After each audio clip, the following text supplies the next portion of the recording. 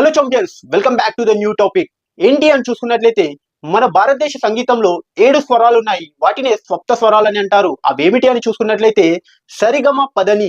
అయితే ఈ సప్త స్వరాలు కొన్ని జంతువుల అరుపు నుండి, కొన్ని పక్షుల కూత నుండి తీసుకోవడం జరిగింది. అవేమిటి అని చూసుకున్నట్లయితే సా చూసుకున్నట్లయితే షడ్జం అంటే నెమలి క్రెంకరం నుండి తీసుకోవడం జరిగింది. రీ చూసుకున్నట్లయితే రిషభం ఎద్దు రంకె నుండి తీసుకోవడం జరిగింది. అలాగే గా చూసుకున్నట్లయితే గాంధారం, ఇది మేక అరుపు నుండి తీసుకోవడం జరిగింది. మా చూసుకున్నట్లయితే మధ్యమం, ఇది క్రంచపక్షి కూత నుండి తీసుకోవడం జరిగింది. పా చూసుకున్నట్లయితే పంచమం, ఇది కోయిల కూత నుండి తీసుకోవడం జరిగింది. దా చూసుకున్నట్లయితే దైవతం, ఇది గుర్రము సక్కిలింత నుండి తీసుకోవడం జరిగింది. నీ చూసుకున్నట్లయితే నిషాదం, ఇది ఏనుగు గింకారం నుండి తీసుకోవడం జరిగింది. అయితే ఈ వీడియోని మీ ఫ్రెండ్స్ లో మ్యూజిక్ లవర్స్ ఉన్నట్లయితే వాళ్ళకి ఫార్వర్డ్ చేయండి.